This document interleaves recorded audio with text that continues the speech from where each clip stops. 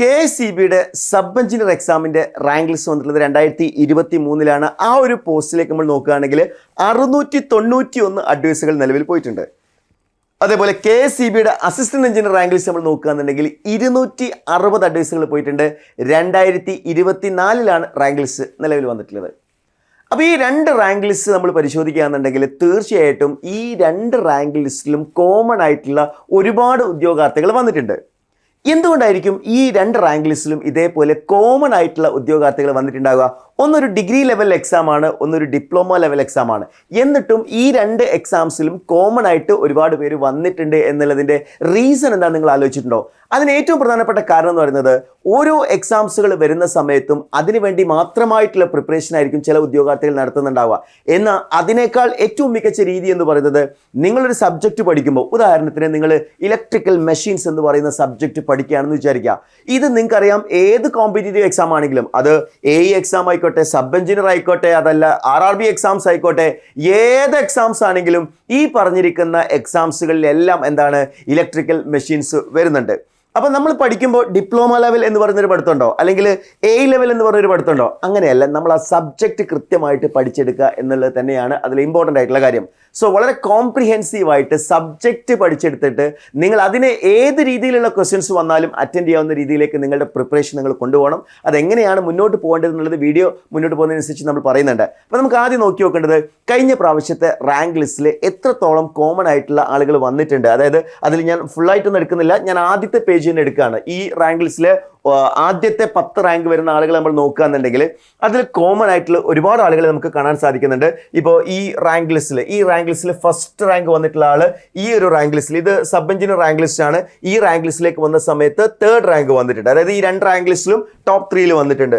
അതേപോലെ ഇനി നമ്മൾ അടുത്തൊരു കാൻഡിഡേറ്റ് നമ്മൾ നോക്കുകയാണെന്നുണ്ടെങ്കിൽ പൂജ കൃഷ്ണന് ഈ രണ്ട് റാങ്ക് ലിസ്റ്റിൽ എന്ത് ചെയ്തിട്ടുണ്ട്, പൂജ കൃഷ്ണന് വന്നിട്ടുണ്ട്. അതായത് ഇവിടെ 2nd റാങ്ക് വന്നിട്ടുണ്ട്, ഇവിടെ 4th റാങ്ക് ആണ് വന്നിട്ടുള്ളത്. നെക്സ്റ്റ് നമ്മൾ നോക്കുകയാണെങ്കിൽ ഫവാസ് 2 റാങ്ക് ലിസ്റ്റിലും വന്നിട്ടുണ്ട്. ഈ ഒരു 2 റാങ്ക്, ഒന്നിൽ 4th റാങ്ക് ആണ്, ഒന്നിൽ 5th റാങ്ക് ആണ്. അതേപോലെ തന്നെ ദീപു എന്ന് പറഞ്ഞിട്ടുള്ള കാൻഡിഡേറ്റ് 2 റാങ്ക് ലിസ്റ്റിലും ടോപ്പ് 6 വന്നിട്ടുണ്ട്. അതായത് ഈ റാങ്ക് ലിസ്റ്റ് നമ്മൾ നോക്കുന്ന സമയത്ത് ഈ രീതിയിൽ ഒരുപാട് ഉദ്യോഗാർത്ഥികൾ എന്ത് ചെയ്തിട്ടുണ്ട്, കോമൺ ആയിട്ട് വന്നിട്ടുണ്ട്.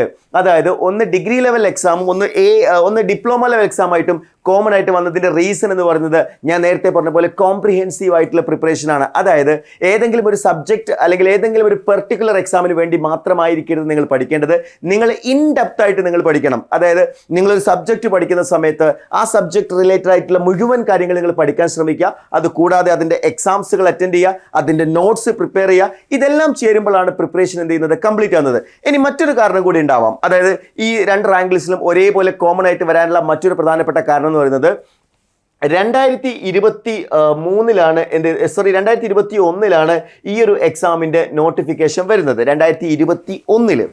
അതേപോലെ തന്നെ ഈ ഒരു എക്സാമിൻ്റെ നോട്ടിഫിക്കേഷൻ വരും നമ്മൾ നോക്കുകയാണെന്നുണ്ടെങ്കിൽ ഇത് 2021 ഇത് 2021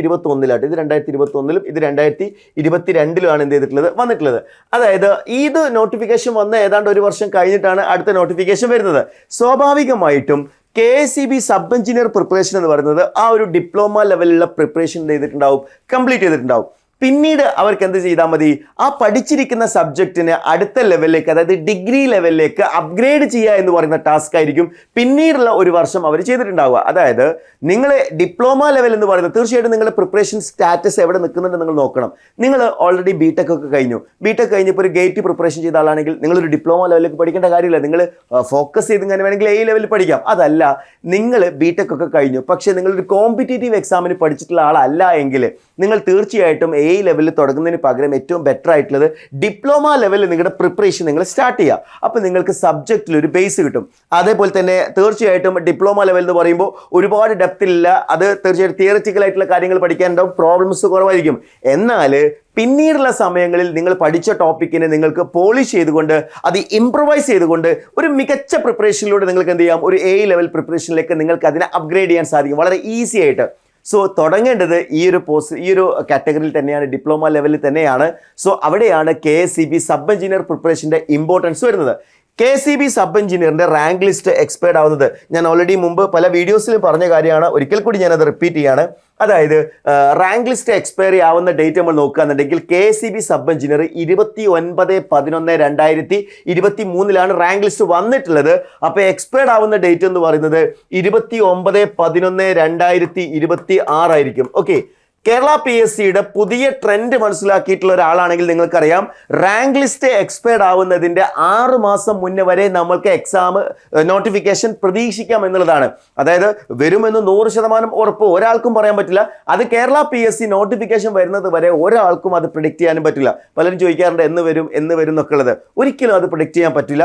അങ്ങനെ നോട്ടിഫിക്കേഷൻ വന്നിട്ട് പഠിക്കാനുള്ള തയ്യാറെടുക്കുന്ന ആളുകളാണെങ്കിൽ തീർച്ചയായിട്ടും നിങ്ങൾ നോട്ടിഫിക്കേഷൻ വന്നിട്ട് പഠിച്ചാൽ മതി. കാരണം നിങ്ങൾ ഒരു കാര്യം മനസ്സിലാക്കുക, നിങ്ങളുടെ പ്രിപ്പറേഷൻ എന്ന് പറയുന്നത് ഏത് ഘട്ടത്തിലാണ് നിൽക്കുന്നത്. നിങ്ങളൊരു ബേസിക് ലെവലിൽ നിൽക്കുന്ന ഒരാളാണെങ്കിൽ, നിങ്ങൾ പ്രിപ്പറേഷൻ ഒന്നും ചെയ്തിട്ടില്ലാത്ത ഒരാളാണെങ്കിൽ, നിങ്ങൾക്ക് ബേസ് മുതൽ അഡ്വാൻസ് ലെവൽ പഠിക്കാനുള്ള സമയം ഒരുപക്ഷെ നോട്ടിഫിക്കേഷൻ വന്നതിന് ശേഷം ലഭിക്കില്ല. ആ സമയം കൊണ്ട് ബേസ് കുറവായിട്ടുള്ള, ടച്ച് വിട്ടുപോയിട്ടുള്ള, ഇയർ ഗ്യാപ്പ് വന്നിട്ടുള്ള ഉദ്യോഗാർത്ഥികളൊക്കെ പഠിച്ച് സെറ്റായിട്ട് വളരെ കോൺഫിഡൻസ് ആയിട്ട് കൂടിയായിരിക്കും അവരെന്ത് ചെയ്യുക, എക്സാമിന് അപ്രോച്ച് ചെയ്യുന്നുണ്ടാവുക. സോ ആ ഒരു സിറ്റുവേഷൻ ഒഴിവാക്കാൻ വേണ്ടിയിട്ടാണ് എത്രയും വേഗം പ്രിപ്പറേഷൻ സ്റ്റാർട്ട് ചെയ്യാൻ നമ്മൾ ആവശ്യപ്പെടുന്നത്. അപ്പോൾ എത്രയും പെട്ടെന്ന് തന്നെ KCB sub engineer preparation start ചെയ്തോളൂ. ഇനി KCB AE എന്ന് പറയുന്നത് ഈ ഒരു എക്സാമിന്റെ റാങ്ക് ലിസ്റ്റ് 12/12/2027 എന്ത് ചെയ്യാൻ പോകുന്നത്, എക്സ്പയർഡ് ആവാൻ പോകുന്നത്. അപ്പോൾ അങ്ങനെ നോക്കുമ്പോൾ ഒരു 6 മാസം മുന്നേ എന്ന് പറയുമ്പോൾ തീർച്ചയായിട്ടും 2027 നോട്ടിഫിക്കേഷൻ വരാൻ സാധ്യതയുള്ള എക്സാം ആണ് ഈ ഒരു എക്സാം. ഓക്കെ, 2027 ഇതിന്റെ നോട്ടിഫിക്കേഷൻ വരിക. പക്ഷെ അവിടെയും ചെറിയൊരു ട്വിസ്റ്റ് വരാൻ സാധ്യതയുള്ളത്, നിലവിൽ നിങ്ങൾക്കറിയാം ഈ റാങ്ക് ലിസ്റ്റിൽ 300 സംതിങ് ആളുകൾ മാത്രമാണുള്ളത്. 364 ആളുകളാണ് മെയിൻ ലിസ്റ്റിലുള്ളത്. റാങ്ക് ലിസ്റ്റിൽ ഇതിനോടകം തന്നെ 260 അഡ്വൈസുകൾ പോയിട്ടുണ്ട്. ഓക്കെ, 260 അഡ്വൈസുകൾ ഇതിനോടകം പോയിട്ടുണ്ട്. ഇനി പുതിയ 105 പുതിയ പോസ്റ്റുകൾ ക്രിയേറ്റ് ചെയ്തിട്ടുണ്ട് എന്ന് KCB എഞ്ചിനീയേഴ്സ് അസോസിയേഷൻ പറഞ്ഞിട്ടുണ്ട്. അതുകൂടി ചേർക്കുന്ന സമയത്ത് മെയിൻ റാങ്ക് ലിസ്റ്റിലുള്ള ഭൂരിഭാഗം ആളുകൾക്കും ജോലി ലഭിക്കുക, അല്ലെങ്കിൽ ഓൾമോസ്റ്റ് ജോബ് അവിടെ എന്ത് ചെയ്യാണ്, AE ലിസ്റ്റിലെ മുഴുവൻ ആളുകൾക്കും ജോലി ലഭിക്കുന്ന ഒരു സിറ്റുവേഷൻ വരാൻ പോവാണ്. അങ്ങനെ സംഭവിച്ചാൽ സ്വാഭാവികമായിട്ടും റാങ്ക് ലിസ്റ്റ് എക്സ്പയർഡ് ആവുന്ന ഡേറ്റിന് മുന്നേ തന്നെ ആയിട്ട്, അതായത് ഈ പറഞ്ഞ 6 മാസം എന്ന് പറയുന്ന ക്രൈറ്റീരിയയിലെ അതിനു മുന്നേ തന്നെ പുതിയ നോട്ടിഫിക്കേഷൻ വന്നുകൂടായൊന്നുമില്ല. അതൊരിക്കലും ഞാൻ പറഞ്ഞല്ലോ, ഡേറ്റ് പ്രഡിക്ഷൻ എന്ന് പറയുന്നത് ഒരാളെ കൊണ്ട് കഴിയുന്ന കാര്യമൊന്നുമല്ല. പക്ഷേ ആ സാധ്യത നിങ്ങൾ മനസ്സിലാക്കിയിട്ട് നേരത്തെ പ്രിപ്പറേഷൻ തുടങ്ങിയിട്ടില്ലെങ്കിൽ നിങ്ങൾക്ക് ഒരിക്കലും എന്ത് ചെയ്യാൻ പറ്റില്ല, ഈ എക്സാം ക്രാക്ക് ചെയ്യാൻ പറ്റില്ല. സോ ആ കാര്യം കൃത്യമായിട്ട് നിങ്ങൾ മനസ്സിലാക്കുക. So KCB sub engineer preparation നിങ്ങൾ ചെയ്യാൻ ആഗ്രഹിക്കുന്നുണ്ടെങ്കിൽ, കഴിഞ്ഞ പ്രാവശ്യം കേരളത്തിലെ ഏറ്റവും കൂടുതൽ ഉദ്യോഗാർത്ഥികളെ ഈ സബ് എഞ്ചിനീയർ പോസ്റ്റിലേക്ക് എത്തിച്ചുള്ള പ്ലാറ്റ്ഫോമുകളിൽ ഒന്നായിട്ടുള്ള എൻട്രി ആപ്പിലൂടെ തന്നെ നിങ്ങൾ KCB സബ് എഞ്ചിനീയർ പ്രിപ്പറേഷൻ ആഗ്രഹിക്കുന്നുണ്ടെങ്കിൽ താഴെ കൊടുത്തിരിക്കുന്ന ഗൂഗിൾ ഫോം ഫിൽ ചെയ്യുക, അതേപോലെ സ്ക്രോൾ ചെയ്തിരിക്കുന്ന നമ്പറിൽ കോൺടാക്ട് ചെയ്താലും ഇൻഫർമേഷൻസ് ലഭിക്കുന്നതായിരിക്കും. നിങ്ങൾ ഈ സബ് എഞ്ചിനീയർ എന്ന് പറയുന്ന ഈ ഒരു പോസ്റ്റിന്റെ വാല്യൂകൾ മനസ്സിലാക്കുക. കഴിഞ്ഞ പ്രാവശ്യം 1000-ലധികം അഡ്വൈസുകളാണ് കഴിഞ്ഞ റാങ്ക് ലിസ്റ്റിൽ നിന്ന് വന്നിട്ടുള്ളത്. അതായത് അത്രയധികം അവസരമാണ് എന്ത് ചെയ്തിട്ടുള്ളത്, KCB നിങ്ങൾക്ക് മുന്നിൽ എത്തിച്ചിട്ടുള്ളത്. സോ ആ അവസരം ഉപയോഗപ്പെടുത്തിയിട്ടില്ലെങ്കിൽ, നിങ്ങളൊരു ഇലക്ട്രിക്കൽ ഡിപ്ലോമ ഓർ എഞ്ചിനീയർ കഴിഞ്ഞ ഉദ്യോഗാർത്ഥിയാണെങ്കിൽ നിങ്ങൾക്കതൊരു ലൈഫ് ലോങ് റിഗ്രറ്റ് ആയിരിക്കും. ഒരുപാട് പേര് പറയാറുണ്ട്, ഞങ്ങൾക്ക് ആ ഒരു അവസരം കിട്ടിയില്ല, ഞങ്ങൾ അത് അറിഞ്ഞില്ല, അപ്ലൈ ചെയ്തിട്ടില്ല എന്നുള്ളത്. ആ സിറ്റുവേഷൻ കാരണം നിങ്ങൾക്ക് നഷ്ടപ്പെടരുത്. അത് മാത്രമല്ല, ഈ എക്സാമിന് പ്രിപ്പയർ നേരത്തെ ചെയ്തിട്ടില്ല എന്നുള്ള റിഗ്രറ്റ് നിങ്ങൾക്ക് വരരുത് എന്നുള്ളത് തന്നെയാണ്. അതായത് നോട്ടിഫിക്കേഷൻ വന്ന് ലാസ്റ്റ് ടൈം പ്രിപ്പറേഷനിൽ കിട്ടുന്ന ആളുകൾ തീർച്ചയായിട്ടും അത്യാവശ്യം എക്സ്ട്രാ ഓർഡിനറി ആയിട്ടുള്ള ഉദ്യോഗാർത്ഥികളായിരിക്കും. അങ്ങനെ കിട്ടുന്നവർ കുറവായിരിക്കും, കാരണം അവർ എക്സ്ട്രാ ഓർഡിനറി ആയിട്ടുള്ള ആളുകളായിരിക്കും. എന്നാൽ ഒരു ആവറേജ് സ്റ്റുഡൻ്റ് ആണെങ്കിൽ, ഒരു നോർമൽ സ്റ്റുഡൻ്റ് ആണെങ്കിൽ, നിങ്ങൾ എത്രത്തോളം നേരത്തെ പ്രിപ്പയർ ചെയ്യുന്നോ അത്രത്തോളം നിങ്ങൾക്ക് ഈ എക്സാം ക്രാക്ക് ചെയ്യാനുള്ള ഓപ്പർച്യൂണിറ്റി ഉണ്ട് എന്നുള്ള കാര്യം മനസ്സിലാക്കുക. ഡെഫിനറ്റ്ലി ഒരു ഇലക്ട്രിക്കൽ എക്സാംസ് കേരളത്തിൽ ക്രാക്ക് ചെയ്യുക എന്നുള്ളത് KCBയിലൂടെ ആകുന്ന സമയത്ത് വളരെ ഈസി ആയിട്ട് തന്നെ നേടിയെടുക്കാവുന്നതേ ഉള്ളൂ.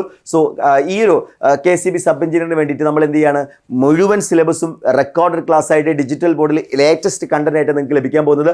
അതുകൂടാതെ ലൈവ് ക്ലാസ്സുകൾ, നിങ്ങളുടെ ഫാക്കൽറ്റീസിൻ്റെ ലൈവ് ക്ലാസ് ലഭിക്കുന്നുണ്ട്. ഇത് കൂടാതെ മോക്ക് ടെസ്റ്റുകൾ, ലൈവ് എക്സാംസുകൾ, മെൻറ്റർഷിപ്പ്, ഇതെല്ലാം ചേർന്നിട്ടുള്ള ഒരു കംപ്ലീറ്റ് പാക്കേജ് ആണ് നിങ്ങൾക്ക് KCB സബ് എഞ്ചിനീയർ ബാച്ചിൽ എൻട്രിയോടൊപ്പം ലഭിക്കുന്നത്. ഇനി അതല്ല, KCB സബ് എഞ്ചിനീയർ പ്രിപ്പറേഷൻ വേണമെങ്കിൽ ലെവലിലുള്ള പ്രിപ്പറേഷൻ നിങ്ങൾ ആഗ്രഹിക്കുന്നുണ്ടെങ്കിൽ ആ ലെവലിൽ നിങ്ങൾക്ക് പ്രിപ്പയർ ചെയ്യാവുന്നതാണ്. ടൈം നഷ്ടപ്പെടുത്തരുത്. 2026 ഏതാണ്ട് ഒരു 1.5 മാസം ഇപ്പോൾ കഴിഞ്ഞുല്ലേ. അതായത് സമയം അതിവേഗത്തിലാണ് പോയിക്കൊണ്ടിരിക്കുന്നത്.